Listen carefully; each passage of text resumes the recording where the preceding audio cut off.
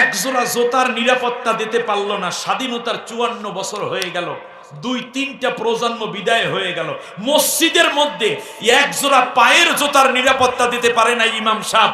আর আল্লাহ রাব্বুল আলামিনের কোরআনের আয়াত দ্বারা গোটা জাতিকে নিরাপত্তা দেয়া সম্ভব যেই চুরি থেকে, আপনি কেন সেই কোরআনের দিকে আসলেন না হুজুর? অতএব যত ওয়াজ করেছেন ওই ওয়াজের জায়গা ছিল আসলে আয়াতের সাথে আমরা হক আদায় করি নাই। তার কারণ আয়াত ছিল রাষ্ট্র হবে কোরআনের বিধান অনুযায়ী চলবে, আর তখন চোরের হাত কেটে দেবে। জোতা তো নেওয়া তো দূরের কথা, বরং যার যার জোতা নেওয়ার আগে 3বার চিন্তা করবে, না জানি অন্যেরটা আমার হাতে উঠলো কিনা। ইমাম সাহেবের নিজের জোতা জোড়া পর্যন্ত নিরাপত্তা পায় না চোর থেকে, অথচ মসজিদের মধ্যে সে চোরের বিরুদ্ধে ওয়াজ করে। অতএব চুরিটা ওয়াজের বিষয় নয়, এটা আইনের বিষয়। অতএব যেটা আইনের বিষয় সেইটা আমরা ওয়াজের ভিতর ঢুকাই আমরাও কোরআন অবমাননা করে যাচ্ছি কিনা আস্থা পর্যালোচনা করার সময় এসেছে। আইনের জায়গা আইনের জায়গায় চলে যেতে হবে। ব্যক্তিগত কথার জায়গা ব্যক্তি আমল করবে, ঠিক ব্যবসায়ীর কথা ব্যবসায়ী আমল করবে। যে নারী, তিনি নারীর কথাগুলো নারীরা আমল করা শুরু করে দেবে, পুরুষ পুরুষের কথাগুলো আমল করবে। আল্লাহ রব্বুল আলামিন হাকিমের ব্যাপারে যে কথা দিয়েছেন, হাকিম সেই আয়াতগুলো আমল করবে। আল্লাহ তাআলা সংসদে যে আয়াতগুলো দিয়েছেন, সংসদীয় ভাবে তারা এই বিষয়গুলো পার্লামেন্ট মেম্বারেরা সেইগুলো বাস্তবায়ন করবে। বিষয়টা তো এইরকম হওয়ার কথা ছিল, কিন্তু আমরা কি করলাম? কোরআনটাকে কোনো জায়গায় এস্টাবলিশ করলাম না, শুধুমাত্র নামাজের মধ্যে তেলাওয়াত করি, রুকু করি আর সেজদা করি। আর সাহাবীগণ নামাজ পড়া সাথে সাথে যখন বুঝছেন যে যুদ্ধের ময়দানে যাওয়া লাগবে, সাহাবীদেরকে কেউ আটকাইতে পারে নাই। যারা আটকাইয়া রয়ে গেছে সব হইছে মুনাফিক, কারণ আয়াতে নবীকে আল্লাহ যা বলেছেন সাহাবীগণ তা আমলে পরিণত করেছে। আমরা আজকে কোরআনের এই আয়াতগুলো শুনবো, শোনার জন্য না আমলের জন্য? সবাইকে আল্লাহ কবুল করুন বলি আমিন। 9টা কাজ করব। কয়টা? কাগজ কলম থাকলে লিখে নেবেন, কাগজ কলম না থাকলে মোবাইল আছে, সেভ করে নেবেন। বর্তমান সময়ে মোবাইলে পর্যাপ্ত, এমনকি বাটন সেটেও অনেক সময় অডিও রেকর্ড নেওয়া যায়, আর অ্যান্ড্রয়েড সেট হলে তো আরো ভালো। তৃতীয় হচ্ছে, এটাও নাই, আপনি একেবারে হৃদয়ের খাতায় স্মৃতির কলমে খোদাই করে লিখে নিয়ে যাবেন, যাতে করে কখনো ভুলে না যান, মনে থাকবে। আমার সাথে পড়েন, আউযু বিল্লাহি মিনাশ শাইতানির রাজিম, বিসমিল্লাহির রহমানির রহিম। বিতাড়িত অভিশপ্ত শয়তানের ওয়াসওয়াসা থেকে আল্লাহর আশ্রয় চাই। কার আশ্রয়? পরম করুণাময় অসীম দয়ালু আল্লাহর নামে শুরু করছি। التائبون العابدون الحامدون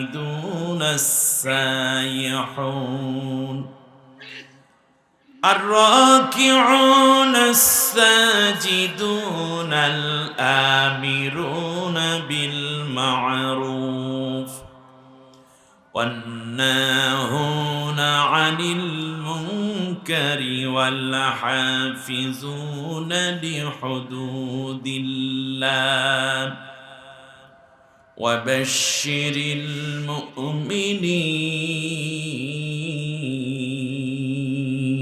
المؤمنين آمنت بالله। আল্লাহ রাব্বুল আলামিন বলছেন, দুনিয়ার সমস্ত মানুষ ইমানদার, কাফের, মুশরিক, বেঈমান, মাজুসি, আস্তিক, নাস্তিক, নারী পুরুষ যাই হও না কেন, তোমার ভেতরে যদি আমি 9টা গুণ পেয়ে যাই, তাহলে আমি তোমাকে 2টা সুসংবাদ দেব। 1 নম্বর হচ্ছে, তোমার আগের জীবনের সব গুনাহ আমি মাফ করে দেব, আর আমি আল্লাহ তাআলা তোমাকে জান্নাতের মেহমান বানিয়ে দেব। সুবহানাল্লাহ। আচ্ছা, এই যে ওয়াজের মাঝখানে একটা লাল জামা পরা নাকি ছেলেটা ঘুরতেছে, ও কি করে দেখেন তো? একেবারে বসে পড়ো তুমি। জি, এটা করা যাবে না, প্রতিবন্ধী, সেই জন্য মাহফিলে ডিস্টার্ব করবে না। ওকে, আপনারা তো প্রতিবন্ধী না, ওরে বসা দেন না কেন? এক প্রতিবন্ধী তো সবাইরই প্রতিবন্ধী বানাই ফেলে। জি, গুরুত্বপূর্ণ কথা বিধায় আমি আবারও মনোযোগ আকর্ষণ করছি। 9টি আমল যে করবে, আল্লাহ তাআলা বলছেন তার জীবনের আগের সব গুনাহগুলো মাফ হয়ে যাবে। আপনারা এই গুনাহ মাফ চান? সবাই গুনাহ মাফ পেতে চান? কে কে চান আজকের থেকে আপনার গুনাহগুলো সব মাফ হয়ে যাক? দুইটা হাত উঁচু করে আল্লাহকে দেখান। আল্লাহ তুমি কবুল কর। হাত উঁচু করে রাখেন, আল্লাহ একটু দেখুক। ইয়া আল্লাহ তুমি আমাদেরকে মাফ করে দাও। সবাই বলেন আমিন, আরো জোরে বলেন আমিন। ব্যাস, এটাই তো আমরা চাই। আমার গুনাহ না থাকুক, এটা আমরা চাই, সবাই চাই, ঠিক না? আপনি কি চান আজকের থেকে যে কোনো সময় ইন্তেকাল হলে আমরা যেন জান্নাতি হয়ে যেতে পারি? এটা কি চান? সত্যি বেহেশতে যেতে চান সবাই? জান্নাতে যেতে চান সবাই? যারা চান দুইটা হাত উঁচু করে আল্লাহকে দেখাই না। আলহামদুলিল্লাহ, আল্লাহ তুমি কবুল করো। সবাই বলেন আমিন আমিন ইয়া রাব্বাল আলামিন। কাজ কয়টা?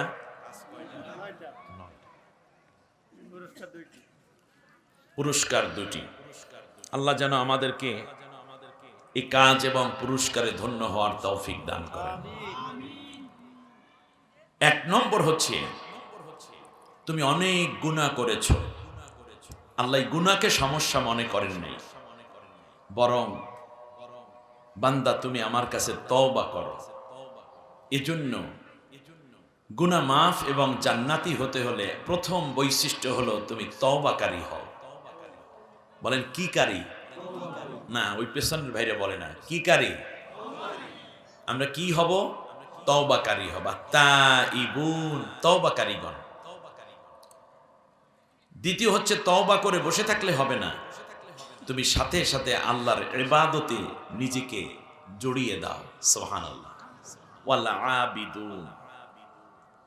আমি কিন্তু জিজ্ঞেস করব আপনাদের 9টা কি কি, একটা একটা করে। তা প্রথম বৈশিষ্ট্য কি? দ্বিতীয় ইবাদতকারী। বলেন কি? ইবাদতকারী। আল হামিদুন, আল্লাহর প্রশংসাকারী। কার প্রশংসা? উঠতে বসতে চলতে ফিরতে প্রশংসা করব কার?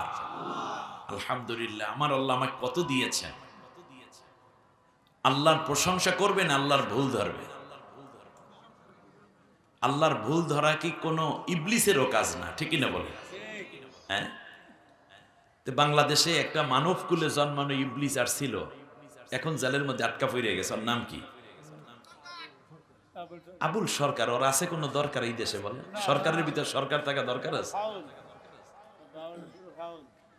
আপনি খেয়াল করুন, সে বলছে তোমার মতো আরো 100-200 আল্লাহ হইলে অসুবিধা কি ছিল, তুমি না হয় বড় আল্লাহ হইতে। বহুত্ববাদের কয় সব বোঝো, এটা তো বোঝো না, না জানি কি যেন এইরকম একটা, মানে আল্লাহকে নিয়ে। আর এই আহাম্মক কি বলে? গাধা কি গাছে ধরে?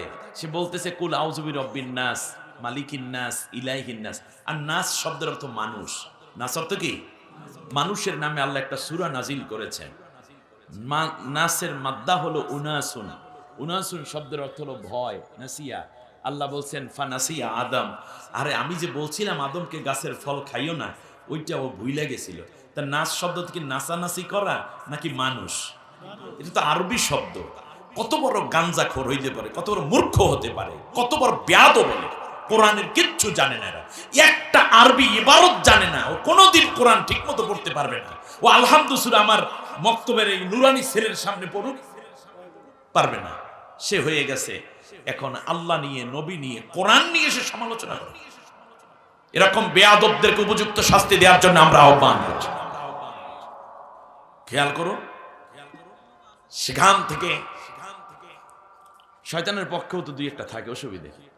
মিনাল জিন্নাতে শয়তান, এই শয়তান কয় প্রকার?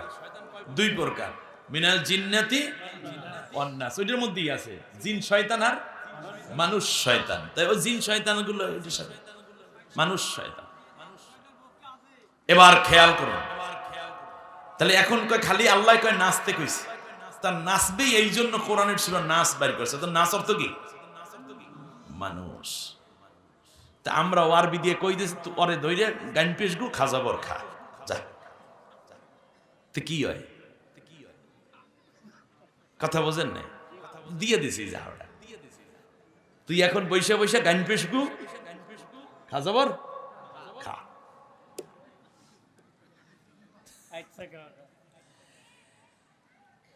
এবারে আসেন, প্রশংসা হবে কার? আস-সাইহুন, রোজা রাখবে কার জন্য? আর-রাকিউন, রুকুকারী। আস-সাজিদুন, সাজদাকারী। আল-আমিরুনা বিল মা'রুফ, ভালো কাজের আদেশ দানকারী। অন্নাহুনা আনিল মুনকার, আর খারাপ কাজের নিষেধকারী। ওয়াল হাফিজুনা লিহুদুদিল্লাহ, আল্লাহ রাব্বুল আলামিন কোরআন এবং হাদিসের মধ্যে যেই সীমা দিয়েছেন এই সীমার মধ্যে তোমরা থাকবে, এই সীমার বাইরে যাবে না। কয়টা কাজ হলো? 9টা। আমার সাথে গুনেন দেখি পারেন কিনা। 1 নম্বর হলো তওবাকারী, আল্লাহর ইবাদতকারী, আল্লাহর প্রশংসাকারী, আল্লাহর জন্য রোজা পালনকারী, রুকুকারী, সাজদাকারী, ভালো কাজের আদেশকারী, খারাপ কাজের নিষেধকারী।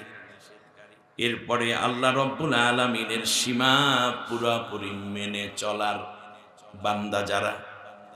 9টা কাজ আল্লাহ রব্বুল আলামিন বললেন, আমার বান্দা, আমার বান্দি, কোরআনের মাহফিলে বসে তুমি যদি ওয়াদা করতে পারো এই কাজগুলো তোমার জীবনে তুমি প্রতিষ্ঠিত করবে, তাহলে আমি আল্লাহ তোমাকে ওয়াদা করে দিলাম তোমার আগের জিন্দেগীর সব গুনাহগুলো আমি মাফ করে দিলাম। শুধু তাই নয়, তুমি যদি আজকে ইন্তেকাল হয়ে যাও, কিংবা তোমার ইন্তেকাল যখন আসবে বান্দা, আমার বান্দি, আমি ওয়াদা করে দিলাম তোমার মৃত্যু হতে দেরি, জান্নাতের অধিবাসী হতে আমি দেরি করব না। সুবহানাল্লাহ, সুবহানাল্লাহ বিহামদিহি। এবারে আসি, সূরাটি হচ্ছে, সূরার নাম হচ্ছে সূরাতুত তাওবা। সূরার নাম কি? আরো জোরে বলেন। সূরার নাম সূরা তাওবা। সূরাটি মদিনায় অবতীর্ণ হয়েছে। আয়াত আছে 129টি, রুকু আছে 6টি। সূরা তাওবাকে স্বাভাবিকভাবে 4 ভাগে ভাগ করা হয়েছে। 4 ভাগের 3য় ভাগ থেকে আমি আপনাদের উদ্দেশ্যে আলোচনা করেছি, মানে শুরু করেছি। এখানে আল্লাহ রব্বুল আলামিন সূরা তাওবার মধ্যে বেসিক্যালি 5টা তওবার ঐতিহাসিক প্রেক্ষাপট ঘোষণা করেছেন। সুবহানাল্লাহ। কয়টা তওবা? 5টা তাওবার ঘটনা বর্ণনা করেছেন। আপনাদের অসুবিধা হচ্ছে নাকি? তাফসীর মাহফিল তো গুছিয়ে নিয়ে আসলাম, এখন আর ওঠার কোনো সুযোগ নেই। তার মধ্যে যেহেতু 5 বার এখানে তওবা নিয়ে কথা বলা হয়েছে, এই জন্য সূরার নামই করা হয়েছে কি? তওবা। সূরার নাম কি? তওবা।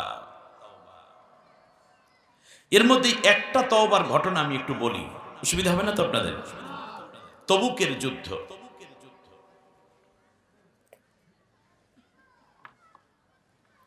এই তবুকের যুদ্ধে রাসূল সাল্লাল্লাহু আলাইহি ওয়াসাল্লাম সাহাবীদেরকে জড়ো করলেন। সাহাবীগণ যুদ্ধে চলে গেলেন। প্রায় 1 মাস ব্যাপী তবুকের প্রান্তরে রইলেন, কিন্তু কোনো যুদ্ধ হলো না। হিরাক্লিয়াস, মদিনার মুনাফিক, মক্কার মুশরিক সবাই মিলে এত চেষ্টা করলো, মুসলমানদেরকেও আক্রমণ করতে পারছে না, আর মুসলমানরা তো আগে আক্রমণ করবেই না। সুবহানাল্লাহ।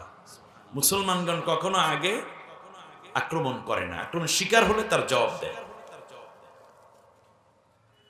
একটা পর্যায়ে প্রচন্ড ঝড় শুরু হলো, শুনতেছেন না আপনারা মনে হয়? প্রচন্ড ঝড়। তবুকের যুদ্ধের এই প্রান্তে মুসলমানদের তাবু, ওই প্রান্তে রয়েছে বড় রকমের যুদ্ধবাজদের 30,000 সৈন্যের বিশাল বহর। হঠাৎ ঝড়ে 1 মাস পর 30 দিন পরই ঝড়ে কাফেরদের তাবু উড়ে গেছে। সব খাবার দাবার, উট দুম্বা বকরি ভেড়া ঘোড়া যা এনেছে সবগুলো লন্ডভন্ড হয়ে গেছে। খাবারে প্রচুর পরিমাণ বৃষ্টিতে ভিজে এগুলো তছনছ হয়ে গেছে। এমনিতে 5-6 জন মারা গেছে, অনেক আহত হয়েছে। আরবের ঝড় আপনারা তো বোঝেন, প্রচন্ড ঝড়ে সব এলোমেলো হয়ে গেছে। শেষ পর্যন্ত এই যুদ্ধের নেতৃত্বেও ছিলেন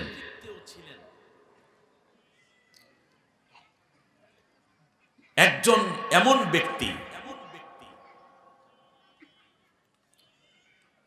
যিনি পরবর্তীতে ইসলাম গ্রহণ করেছিলেন, খালিদ বিন ওলীদ। খালিদ বিন ওলীদ এবার দাঁড়ালেন। বৃষ্টি থেমে গেল, ঝড় থেমে গেল। সৈনিকদেরকে সাজালেন, সাজিয়ে এবার তিনি বললেন, আমার কিছু বক্তব্য আছে। এই দিকে সবাই যখন গুজগাজ হচ্ছে, ওই দিকে আল্লাহ নবী সাল্লাল্লাহু আলাইহি ওয়াসাল্লাম দেখলেন সাহাবীরা সব ঘুমিয়ে পড়ছে, শেষ রাত, ঠান্ডা। ওইদিকে ঝড়ে শেষ, এইদিকে সাহাবীদের তাঁবুতে এবং মুসলমানদের তাঁবুতে একটু বাতাসের এমন আসর পড়েনি যে ধুলাবালি তাঁবুর ভিতর ঢুকবে, এরকম পরিবেশও হয়নি। সুবহানাল্লাহ। কালকে কইয়া বিশ্বনবী সাল্লাল্লাহু আলাইহি ওয়াসাল্লাম চাদর মুড়ি দিয়ে হযরত আবু বকরের পায়ের কাছে দাঁড়িয়ে বললেন, কে আছে আমাকে একটু খবর এনে দিবা। কেউ কোনো সারা শব্দ দেয় না। ওমরের পায়ের কাছে দাঁড়ালেন, একটা খবর দরকার, কে এনে দিবে। সবাই ঘুমায়, কারো ঘুম ভাঙ্গে না। বিশ্বনবী সাল্লাল্লাহু আলাইহি ওয়াসাল্লাম এবার বললেন, আর একজন সাহাবী, তার নাম ছিল হুযায়ফা রাদিয়াল্লাহু আনহু। নাম কি? হুযায়ফা। হুযায়ফা রাদিয়াল্লাহু তাআলা আনহুর সামনে গিয়ে আল্লাহর নবী বললেন, কে আছে আমাকে একটু জরুরি খবর এনে দিবেন। হযরতে হুযায়ফা উঠে বসে পড়লেন, দাঁড়ায় গেলেন, বলল, ইয়া রাসূলুল্লাহ, আপনি আমাকে খবর দেন। কি খবর আনবো আমাকে বলুন, আমি এনে দিতে পারবো। সুবহানাল্লাহ। বলল যে ওপারে কি হয়েছে, আমাকে একটু খবর এনে দিতে পারবা? যুদ্ধ হয় নাই, কিছুই হলো না, অথচ 30,000 সৈন্যের মধ্যে একজন মুসলমান ঢুকে পড়ার জন্য নির্দেশ আল্লাহর নবীর। হযরতে হুযায়ফা রাদিয়াল্লাহু আনহু বললেন, নবী আমি পারবো, আমাকে দোয়া করে দেন। সুবহানাল্লাহ। হযরতে হুযায়ফা যাচ্ছেন, পেছনের দিকে তাকিয়ে বলল, ইয়া রাসূলুল্লাহ, আমার কেমন কেমন যেন ভয় হয়। আল্লাহর নবী হযরতে হুযায়ফার বুকের মধ্যে হাত রেখে বললেন, আল্লাহ তুমি আমার হুযায়ফার বুকের মধ্য থেকে সব ভয় এবং সব ধরনের আশঙ্কা তুমি দূর করার, বুকটার মধ্যে সাহস এবং শক্তি দিয়ে ভরপুর করে দাও। মুসা আলাইহিস সালাম যখন ফিরআউনের দরবারে যাচ্ছিলেন, তখন ঠিক এই কথাটাই বলতেছিলেন, আল্লাহ আমার ভয় লাগে, রব্বিশরাহ লি সদরি ওয়া ইয়াসসির লি আমরি। আল্লাহ তুমি আমার বক্ষকে ইশরাহ করে দাও।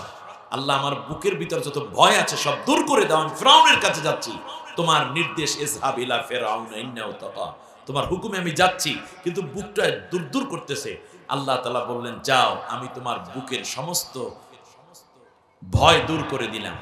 এটা বলছেন মুসা আলাইহিস সালামের ব্যাপারে, রব্বিশরাহ লি। মুসা আলাইহিস সালাম ভয় দূর করার জন্য আল্লাহর কাছে সাহায্য চান, আর আমার নবীকে আল্লাহ তাআলা সাহায্য চাওয়ার আগেই আল্লাহ তার ভয় দূর করে সাহসী এবং শক্তিমান পুরুষ বানিয়ে দিলেন। যেমন আল্লাহ রাব্বুল আলামিন বলেন, আলাম নাশরাহ লাকা সাদরাক ওয়া ওয়াদা'না আনকা ওয়িজরাক। আমি কি তোমার বুকের সমস্ত ভয় দূর করে দেই নাই? সুবহানাল্লাহ বলেন। আমি কি তোমার বক্ষকে প্রশস্ত করে দেইনি? সাহস দিয়ে বুকটা ভরপুর ছিল নবীজির। আর আজকের উম্মতের একটা টায়ার বাস্ট হইলে লাফাইয়া পড়ে ঠ্যাং ভাঙে নিজেরটা নিজে। না, আগামীর দিনে সাহসী হতে হবে। বুড়ারা সাহস দেখাতে পারে নাই, সত্যি কথা বললাম। কারণ দীর্ঘদিন এই স্বৈর শাসকের বিরুদ্ধে বিএনপি জামাত হতে শুরু করে সবাই তো আন্দোলন, হেফাজত, সরমনাই কম করে নাই। ওই দিনের ভোট রাত্রে দেশে, মরা মানুষে ভোট দেশে, ঠিক কিনা বলেন? ঠেকাইতে পারে নাই। কিন্তু মাঝখান থেকে তরুণ যুবকরা বলল, এইবার আপনারা থামেন, আমরা কি করতে পারি দেখি। যুবকরা যখন দাঁড়িয়ে গেল, দল মত ধর্ম বর্ণ নির্বিশেষে সবাই যখন দাঁড়িয়ে গেল, ওরা যখন বুক টান করে দাঁড়িয়ে গেল, আল্লাহ বললেন সাহসীদের জন্য আমি বিজয় বরাদ্দ করে দিলাম। প্রিয় বন্ধুগণ, খেয়াল করুন, আল্লাহ রাব্বুল আলামিনের আল্লাহ রাব্বুল আলামিনের নবী বিশ্বনবী সাল্লাল্লাহু আলাইহি ওয়াসাল্লাম হুযায়ফার বুকের মধ্যে হাত দিয়ে দোয়া করে দিলেন, আল্লাহ তুমি আমার সাহাবী হুযায়ফার বুক থেকে সব পেরেশানি, সব ধরনের আশঙ্কা দূর করে তারা সাহসী বানায়া দাও। সুবহানাল্লাহ।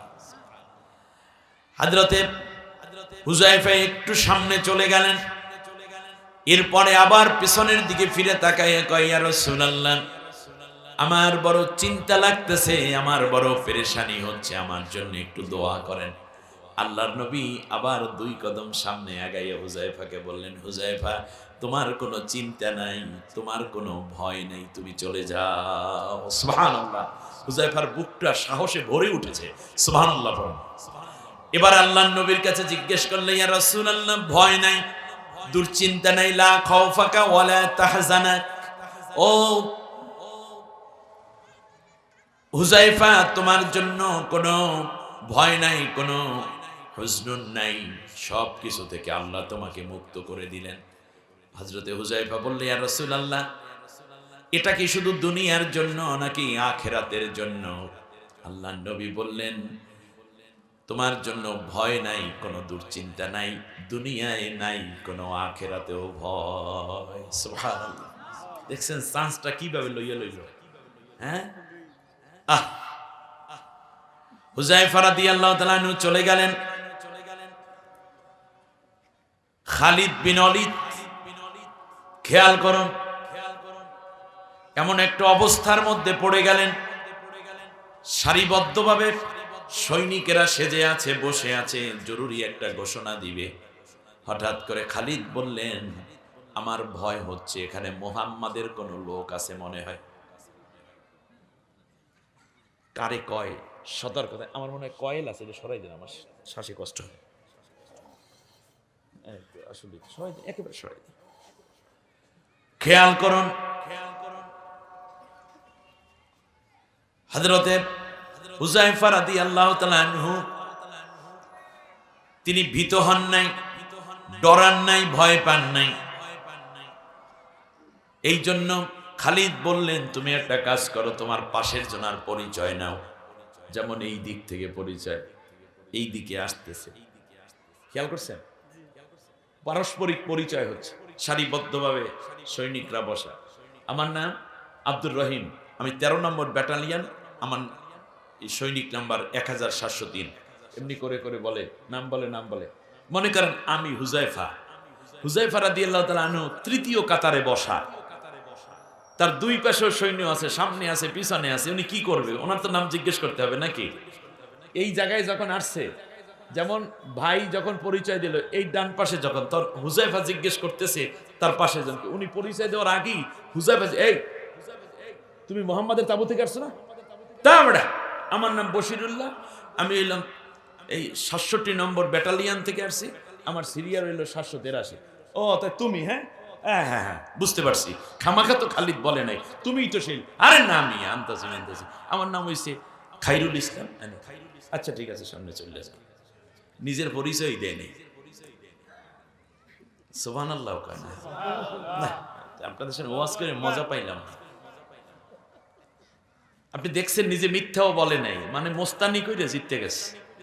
নিজের পরিচয় দেবে দূরে, অন্যের পরিচয় সে নেয়, তুমি তো সেই, আর এই দিকে তাহলে তুমি মনে হয় না, আর কেউ জিজ্ঞেস করে তোমারটা বলো, এই সাহস তো আর কারণ নেই। সে যেই মানে একটা ভাব দেখাইছে, চলে গেছে।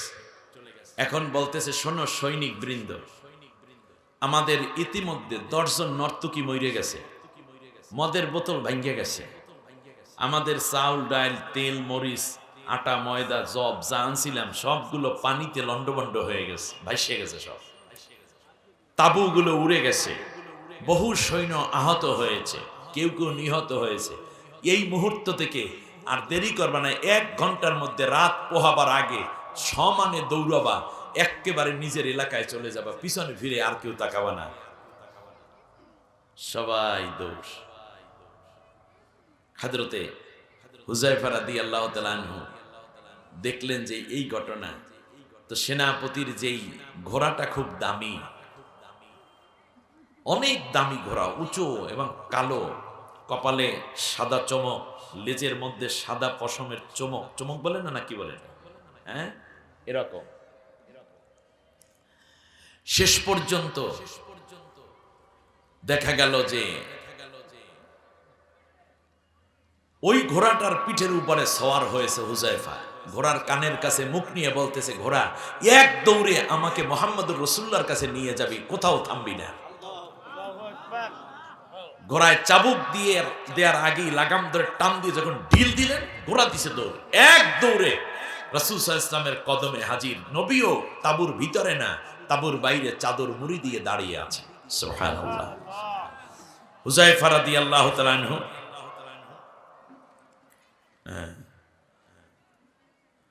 হুযায়ফা রাদিয়াল্লাহু তাআলা আনহু গিয়ে আল্লাহর নবীর সামনে হাজির হয়ে গেলেন। হুযায়ফাকে আল্লাহর নবী চাদর দিয়ে জড়াইয়া নিলেন, নিয়ে ঠান্ডা শরীর হুযায়ফা, নবীজি সাল্লাল্লাহু আলাইহি ওয়াসাল্লাম কম্বল মুড়ি দিলেন। কিছুক্ষণ পর হুযায়ফা রাদিয়াল্লাহু তাআলা আনহু নবীর শরীরের তাপে তার শরীরের গরমটা ঠান্ডাটা অনেকটা কমে গেছে। এবার আল্লাহর নবী বললেন, হুযায়ফা কি খবর বলো? বলল যে ইয়া রাসূলুল্লাহ, ঘটনা হইল ওরা এখন সমানে দৌড়ের উপরে আছে, আমরা এখন আক্রমণ করলে সবগুলারে শেষ করে দিতে পারি, করবেন কিনা? বলল যে না, দরকার নাই, ওরা ওদের উপরে আল্লাহ নিজেই প্রতিশোধ নিয়েছেন। আপনি যদি আল্লাহর পথে যান, সাহায্য করবেন কে? আল্লাহ। ওয়াকানা হাক্কান আলাইনা নাসরুল মুমিনিন, মুমিনদেরকে সাহায্য করা আমি আল্লাহর উপরে আবশ্যক করে নিয়েছি। সুবহানাল্লাহ। আপনি দেখছেন না কত নির্যাতন, কত অত্যাচার যারা করলো, আজকে যাদের উপর অত্যাচার করা হলো তারা ঠিকই ঘাড় সোজা করে বুক টান করে দাঁড়িয়ে আছে এই জমিনে কোরআন বুকে ধারণ করে, আর যারা অত্যাচার করেছে 14 গোষ্ঠী সহ পালিয়ে যেতে বাধ্য হয়েছে। আল্লাহ রাব্বুল আলামিন বলেন, শোনো,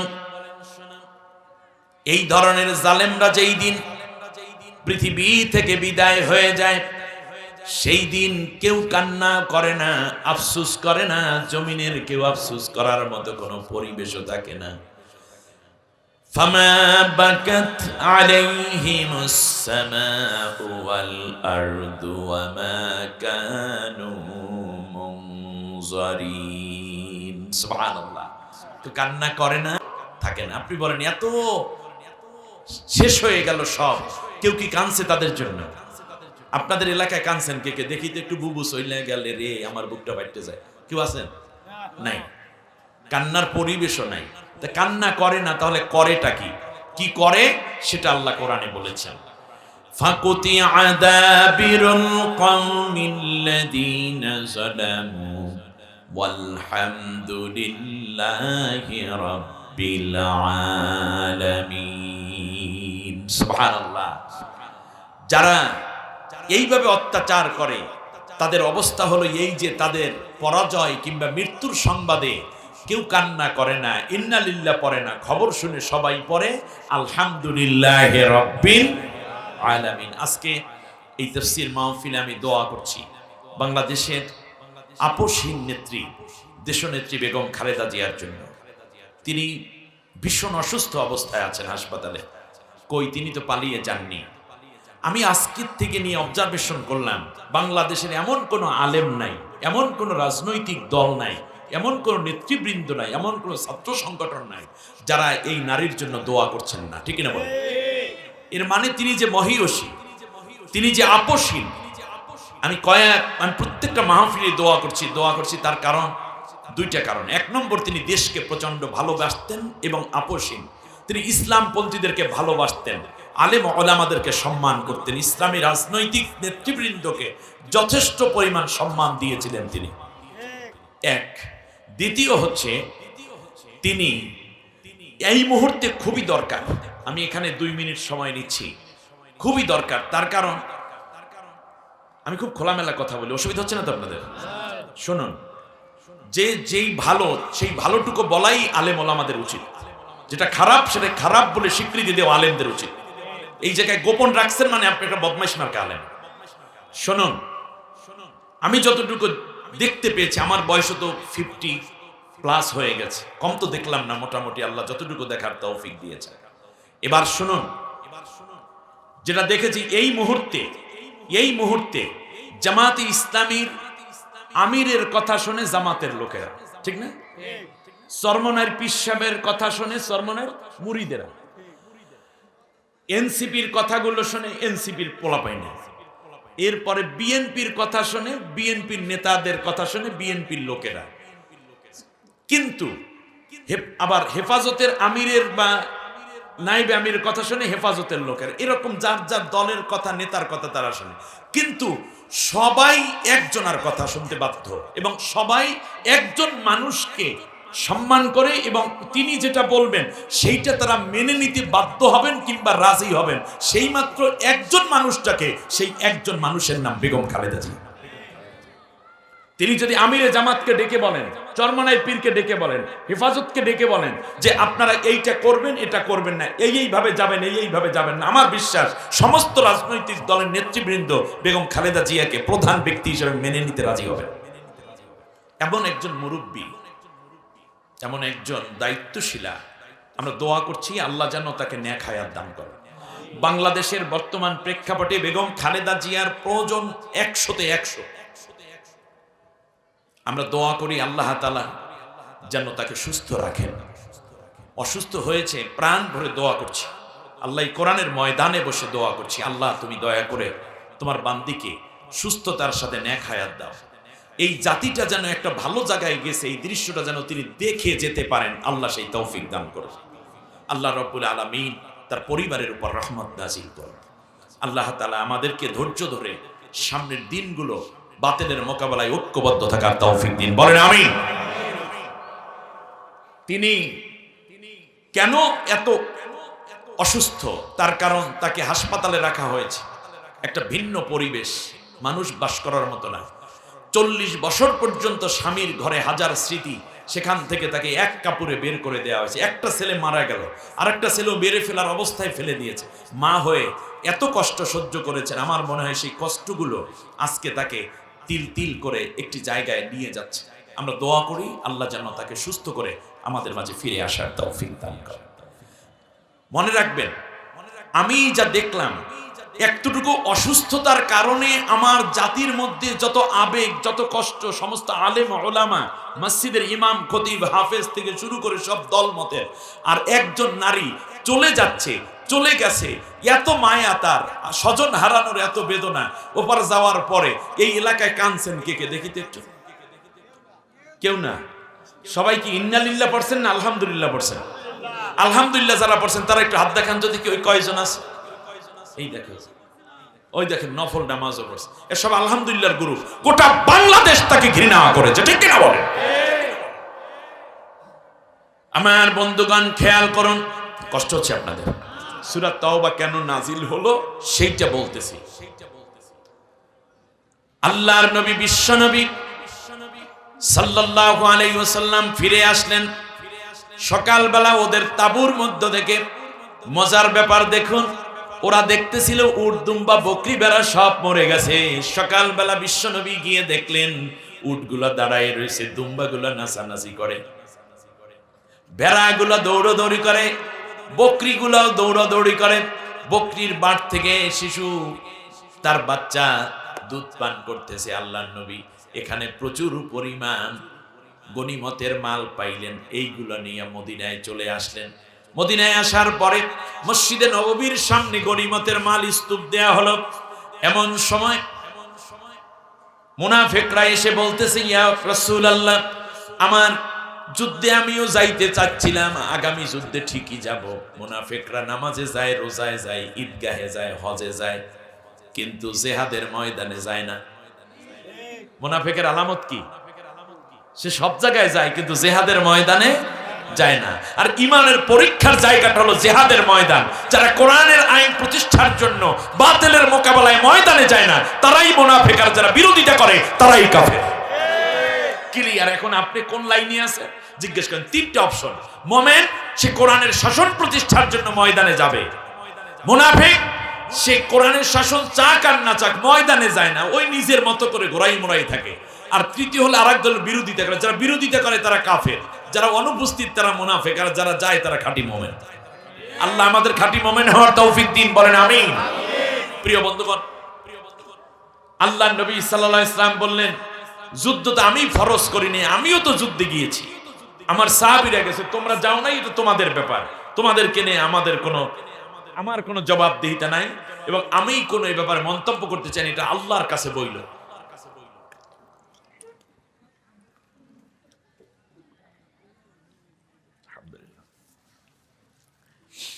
ভাইরা আমার খেয়াল করুন, কিন্তু তিনজন সাহাবী, কয়জন?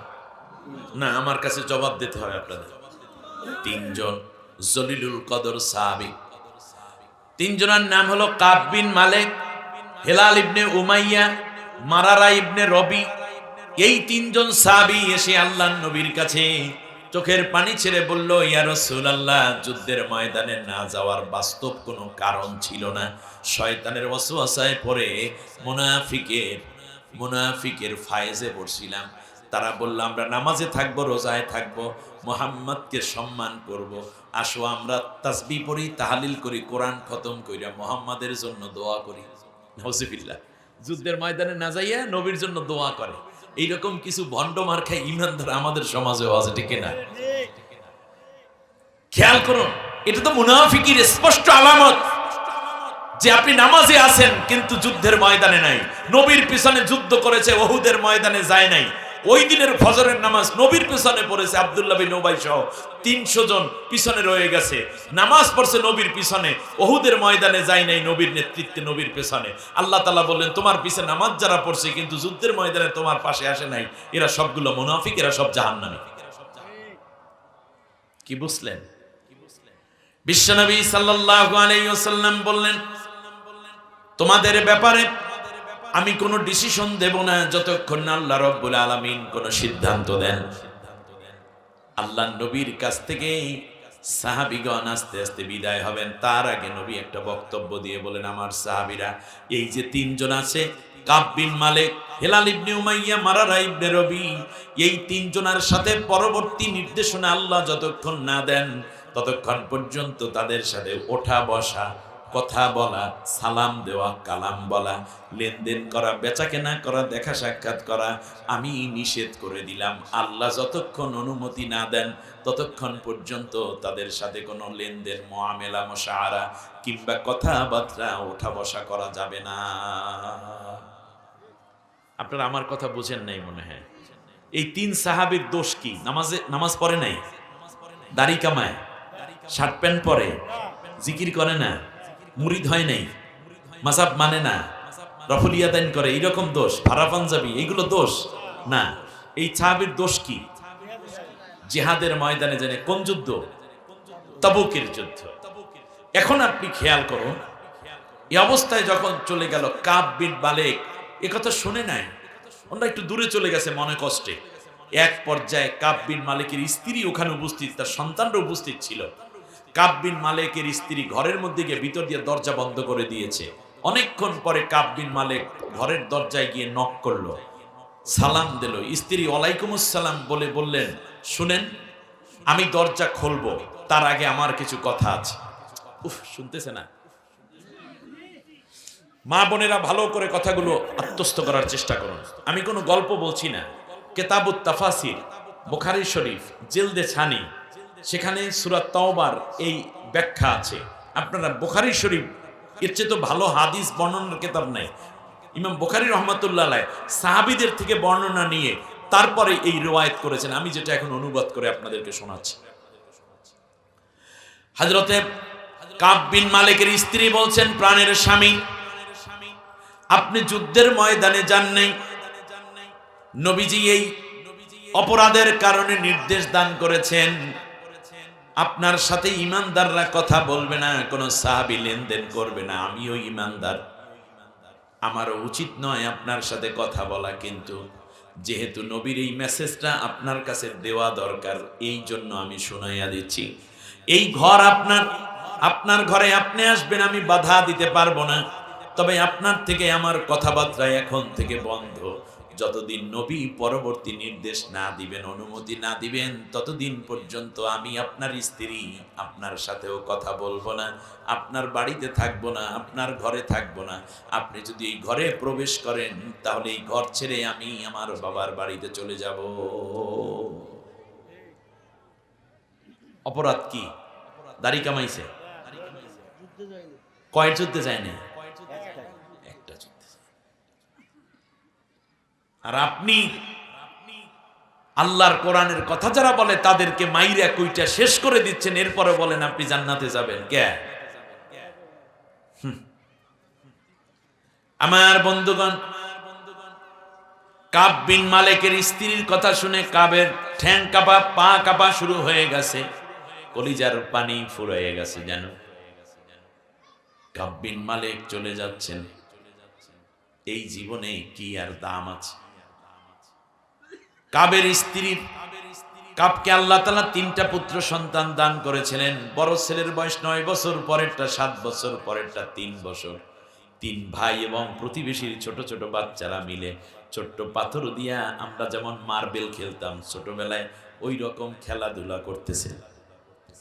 কাব বিন মালিক 3 সন্তানের নাম ধরে ডাক দিলেন, ডাক দিয়ে বলছে, আমার কাছে আসো। বিশেষ করে ছোট ছেলেটাকে তিনি ধরতে গেলেন, ছোট্ট বাচ্চাটাও ওই ভাইদের সাথে অন্যদিকে দৌড়ায়।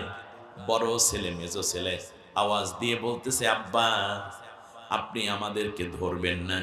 আল্লাহর নবী বলেছেন, যুদ্ধের অনুপস্থিতির কারণে আল্লাহ আপনার উপরে খুশি না, আল্লাহর নবী আপনার উপরে রাজি না।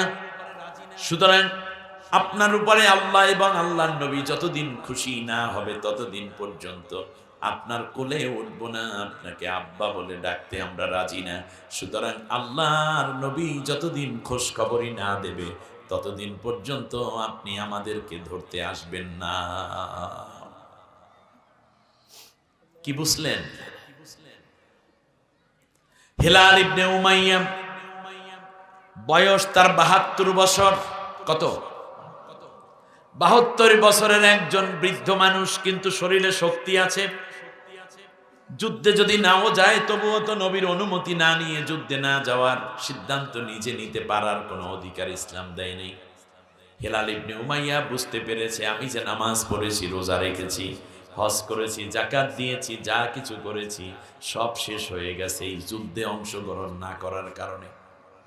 আর আমরা মনে করি যুদ্ধ মুদ্ধ দরকার নাই, কোরআন হাদিসের আইন কায়েমের দরকার নাই, বরং আমি হুজুর আছি, আমি বুজুর্গ আছি, আমি জাকিরিন, আমি শাকিরিন, আমি ওলিয়ে কামেল হয়ে গেছি, আমি হাফেজ সাহেব, আমি খতিব, আমার পেটটা একটু বড়, আমি অনেক হাফেজ বানাইছি, আমার এত দরকার কি?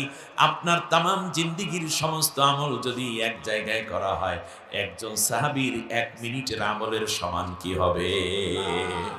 তাহলে ওই সাহাবীরা বুঝলো, দিন কায়েম, একামতে দিনের কাজে ময়দানে না গেলে ইবাদত কবুল হয় না, ইবাদত নষ্ট হয়ে যায়, জাহান্নামী হয়ে যায়, ওই ব্যক্তি মুনাফিক হয়ে যায়। আর আপনি 50-60 বছর বয়সে এইটাই বুঝলেন, একামতে দিনের কাজ দরকার নাই, বরং নামাজ রোজা কইরেই বেহেশতে যাওয়া যায়। বুঝের কত পার্থক্য! অথচ এই বুঝবুঝি আল্লামা সাইদি সাহেব জেলের মধ্যে ফাঁসির মঞ্চের কাছে চলে গেলেন, ঠিক কিনা? এতটুকু বুঝতে গিয়ে কত জীবন চলে গেল, কত জীবন, কত রক্ত ঝরে গেল। আর আপনার বুঝ নিয়ে আপনি এখনো বসে আছেন। হযরত হোসাইন রাদিয়াল্লাহু তাআলা আনহু অল্প কয়েকজন মানুষ নিয়ে, নিরস্ত্র মানুষ হওয়ার পরেও কারবালার প্রান্তরে লড়াই করলেন একটা বুঝ নিয়ে। এজিদের কাছে মাথা নত করা ঠিক হবে না। আল্লাহর নবী মাত্র 313 জন সাহাবী নিয়ে 1000 সৈন্যের বিরুদ্ধে লড়াই করলেন যুদ্ধের ময়দানে। দান মোবারক শহীদ হলো উহুদের ময়দানে, লোহার শলাকা ঢুকে পড়লো উহুদের ময়দানে।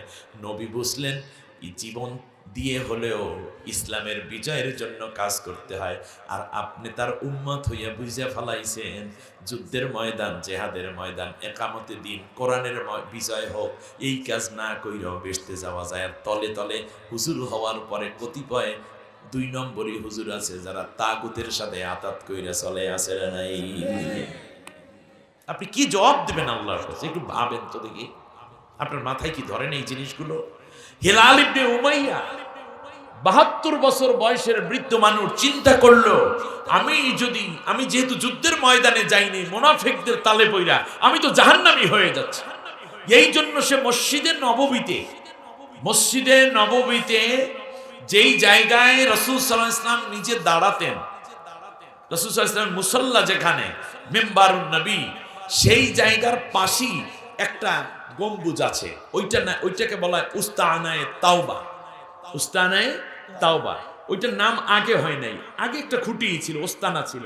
সেখানে নিজেকে শক্ত করে বাঁধছে, নিজে বাঁধছে রশি দিয়ে, পেঁচাইয়া খুঁটির গলা পর্যন্ত বাঁধতে গিরা দিছে।